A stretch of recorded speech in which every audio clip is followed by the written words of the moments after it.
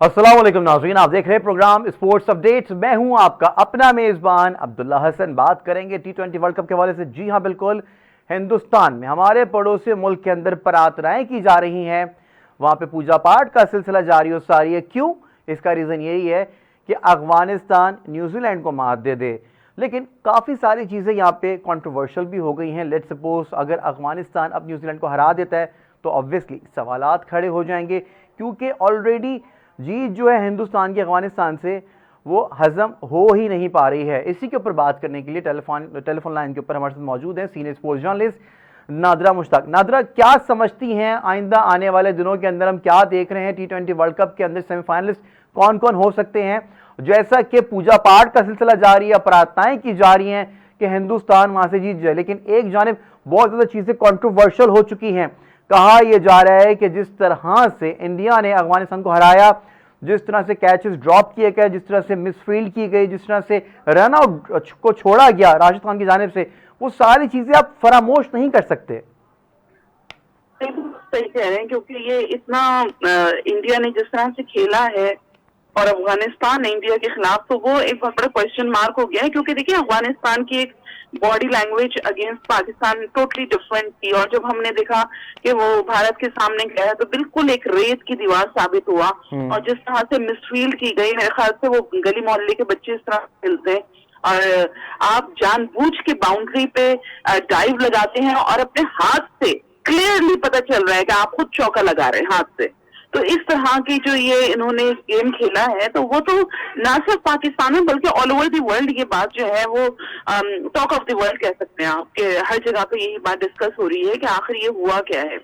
और अगर आपको याद हो 2019 में जिस तरह से पर काफी हद तक सेमीफाइनल दौर से बाहर हो चुका था भारत, और उसके बाद एकदम से उसने बाउंस बैक किया और दोबारा वापस आए ये गेम के अंदर, और गेम के अंदर आने के बाद ना सिर्फ ये गेम में आए बल्कि इन्होंने शिकस्त भी दी पाकिस्तान को। और इन्होंने एक मौका ऐसा आया था जब ये जानबूझकर हारे थे, क्योंकि पाकिस्तान के सेमीफाइनल के जो चांसेस थे वो ब्राइट थे, तो इन्होंने इंग्लैंड 2019 की बात कर रही हैं आप? हार गए थे जी, 2019 की। जी जी जी जी। तो उसमें इन्होंने जानबूझ के किया, वो सबके सामने है, कोई हकी छुपी बात नहीं है, वो सब ऑन पेपर्स भी है और लोगों ने विटनेस भी किया। और अभी जब हम देख रहे हैं कि जिस तरह से इंडिया की परफॉर्मेंस थी, वो बात बिल्कुल आपकी सही है कि पूजा पाठ और इस पे इनका बिलीव बहुत ज्यादा है। और इनके अंदर से जिस तरह से वहां के मीडिया ये फरमा रहा था कि जी न्यूजीलैंड जो है वो पढ़ाइयां कर रहा होगा, वो ये कर रहा होगा, ऐसी बात नहीं है।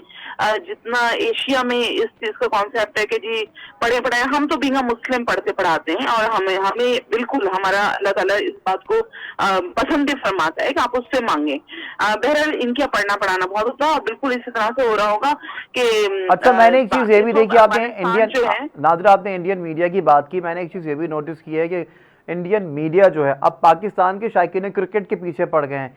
यहाँ पे जो स्पोर्ट्स जर्नलिस्ट हैं उनके पीछे पड़ गए हैं, यहाँ पे जो खिलाड़ी बैठ के जो अपना तजिया पेश करते हैं उनके पीछे पड़ गए हैं। हालांकि वो ये भी कह रहे हैं कि ठीक है, वो टॉस करते वक्त नबी की आवाज़ ही थी, वो ये भी कहते हैं, वो कहते हैं ठीक है, पॉसिबिलिटी है कि उस दिन इंडिया का डे था। काफ़ी मतलब कि मिला जुला रिएक्शन है। काफ़ी चीज़ें ऐसी भी हैं जो कि फिर हजम नहीं होती हैं देखने के बाद, लेकिन फिर भी उसके बावजूद इस तरह की चीज़ें वहाँ से आना। आपने पाकिस्तान के खिलाफ परफॉर्म क्यों नहीं किया भाई? आपने न्यूजीलैंड के खिलाफ परफॉर्म क्यों नहीं किया? आप सडनली ऊपर आ रहे हैं, और अगर लेट्स सपोज अब न्यूजीलैंड हार जाता है तो शुएब अख्तर का तो यही कहना है कि अब सवालात खड़े हो जाएंगे। लेट्स सपोज अगर अब न्यूजीलैंड अगर अफगानिस्तान से हार जाता है। देखिए, ये तो बिल्कुल अंडरस्टूड बात है। कोई जो क्रिकेट देखने वाला है या समझने वाला है, उसको तो शोएब अख्तर अगर ना भी कहें तब भी लोगों को समझ में आएगा कि अफगानिस्तान जैसी इतनी कोई अच्छा, जब इंडिया से अफगानिस्तान हारता है तो ये कहा जाता है कि वो अंडरडॉग्स है, वो इतनी ज्यादा नहीं है। और अगर वो क्या नाम है न्यूजीलैंड से हारेगा, वो जीतेगा, तब वो अंडरडॉग्स नहीं है। न्यूजीलैंड के बच्चों वाली टीम है, न्यूजीलैंड बहुत अच्छी टीमों में शामिल होती है भाई। ये किस तरह की बात है? अगर वो न्यूजीलैंड से जीत जाता है और न्यूजीलैंड हार जाता है, ऑब्वियसली क्वेश्चंस रेज होंगे, ऑब्वियसली हम कहेंगे, क्यों नहीं कहेंगे? इस तरह नहीं हो सकता। इस वक्त न्यूजीलैंड के जो इस वक्त पोजीशन है वो बहुत स्ट्रांग है, और इस वक्त पाकिस्तान के बाद जो है वो न्यूजीलैंड है, देन इंडिया है। अगर न्यूजीलैंड जीत जाता है, और जो मुझे लगता है कि न्यूजीलैंड को जीतना ही चाहिए, जीतेगा, तो न्यूजीलैंड और सेमीफाइनल में पाकिस्तान होंगे आमने सामने, ठीक है। ठीक है। अगर तो उस तरफ से अपने ग्रुप 1 से आप उठाएं तो साउथ अफ्रीका एंड इंग्लैंड का बहुत ही ज्यादा क्रूशियल मैच है, लेकिन फिर भी साउथ अफ्रीका का रिकॉर्ड अगर आप उठाएं तो उसमें वो चोकर्स हैं, काफी हद तक वो मिस कर देते हैं उस चांस को। मोस्ट ऑफ द टाइम तो यही देखने में आया, और इंग्लैंड टीम जो है वो बहुत स्ट्रॉन्ग पोजीशन में है, बहुत बेहतरीन की आ रही है। लाइक भी क्वार्टर फाइनल है साउथ अफ्रीका के लिए, क्वार्टर फाइनल की तरह का मैच है फिर, इट्स बीन दैट।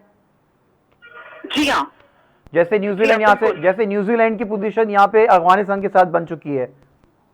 जी हाँ, बिल्कुल ऐसे ही है। अगर साउथ अफ्रीका जीतता है तो फिर साउथ अफ्रीका सेमीफाइनल में होगा, लेकिन फिर वक्त ऐसा लगता है कि इंग्लैंड ही जो है वो अपर हैंड ऑस्ट्रेलिया के साथ मैच। और वेस्ट इंडीज जो है आपको मालूम है कि उसने सिर्फ एक मैच जीता है पूरा टूर्नामेंट में, डिफेंडिंग चैंपियन होके। I am so much surprised about West Indies कि उनको हो क्या गया भाई, वो क्या कर रहे हैं, उन्होंने बिल्कुल कुछ भी नहीं खेला।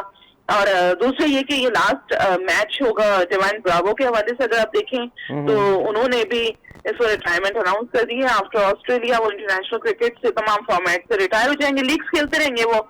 लेकिन बहरहाल डिवाइन ब्रावो की एक अपनी एक खासियत है, यॉर्कर्स बड़े अच्छे करवाते हैं, डेथ ओवर्स में उनकी स्लो डिलीवरीज बहुत ज्यादा पसंद की जाती है, वो एक अलग चीज है। उसके बाद वेस्ट इंडीज की टीम में क्या चेंजेस आएंगे बाद में, आई डोंट नो।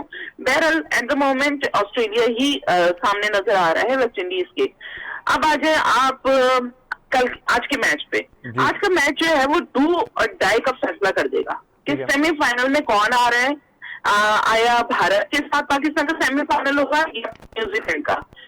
न्यूजीलैंड इतनी आसानी से बिकने वाली है, झुकने वाली टीम नहीं है। हालांकि कुछ दिनों पहले आपने देखा होगा एक वीडियो क्लिप भी सामने आया था, जो कि भारतीय कुछ जर्नलिस्ट आपस में बातें कर रहे थे कि we are the boss and हमारे हाथ में है इस वक्त अफगानिस्तान और न्यूजीलैंड और साउथ अफ्रीका, किन किन मुल्कों के वो नाम ले रहे, मतलब पूरी दुनिया उनकी जेब के अंदर है। ऐसा नहीं है भाई, खेलने के लिए आए हैं, और हर शख्स जो है वो बिकाऊ नहीं होता है, वो हर शख्स जो है वो पैसे पे नहीं बिक जाता है। ये गेम है, जेंटलमैन गेम कहलाता है। प्लीज इसको जेंटलमैन गेम ही रहने दीजिए तो ज्यादा बेहतर है, वरना लोगों का इंटरेस्ट ही खत्म हो जाएगा। इंडिया का एक मैच रह गया है नादरा, अब इंडिया का एक मैच रह गया नामीबिया के साथ। अच्छा, एक चीज देखने में गुज़िश्ता रोज आई है कि जैसे पाकिस्तान के कुछ प्लेयर्स थे, पाकिस्तान के ऑफिशियल्स जो थे, पाकिस्तान के कौमी टीम के, वो नामीबिया के ड्रेसिंग रूम में जाते हैं और उनको अप्रिशिएट करते हैं। ऐसी कॉपी की गई है विराट कोहली की जानिब से, और विराट कोहली भी गए हैं और स्कॉटलैंड के पास मैंने देखा वो पिक्चर्स कि वो भी गए, उन्होंने जैसे शो किया कि जी हमें बड़ा अच्छा लगा आपके साथ खेल के और हमें बड़ा दुख हुआ कि आप हार गए हमसे, और ये तो जितवा देते, उनको जितवाया क्यों नहीं उन्होंने। और इंडियन मीडिया तो ये भी फरमा रहा है कि स्कॉटलैंड वो टीम थी जिसको हम 80 और 70 पे भी आउट कर सकते थे। मतलब क्या स्कॉटलैंड बिल्कुल ही सही को थी, उससे एक मैच जीता है भाई, इतने बड़े टूर्नामेंट में सुपर 12 में आए वो, ऐसी तो नहीं आ गए ना। देखिए ग्रेजुअली ये बढ़ रहे हैं, अभी जैसे आईसीसी ने ये टीम्स बढ़ाई हैं तो इससे छोटी जो नेशंस हैं क्रिकेटिंग, उनको बड़ा बूस्ट मिला है। आप देखिए नामीबिया जो है वो सामने आ रहा है, उसके अलावा स्कॉटलैंड सामने आया, ये सुपर 12 तक तो उन्होंने रसाई हासिल की ना, तो आप किसी को भी ना ठीक है नादरा यहाँ पे ब्रेक का वक्त हो गया है। हम सेमीफाइनल्स के हवाले से जरूर बात करेंगे कि अब आइंदा आने वाले दिनों में फिर पाकिस्तान किससे टकराने जा रहा है, और पाकिस्तान को मैच अपनी टीम के अंदर चेंजेस करने की जरूरत है या फिर नहीं है। लेकिन पाकिस्तान का जो भी विनिंग कॉम्बिनेशन है अगले आखिरी के लीग मैच में, वो चेंज करना चाहिए नहीं करना चाहिए, इस पर जरूर बात करेंगे। यहाँ पे वक्त हुआ ब्रेक का, हमारे साथ रहिए।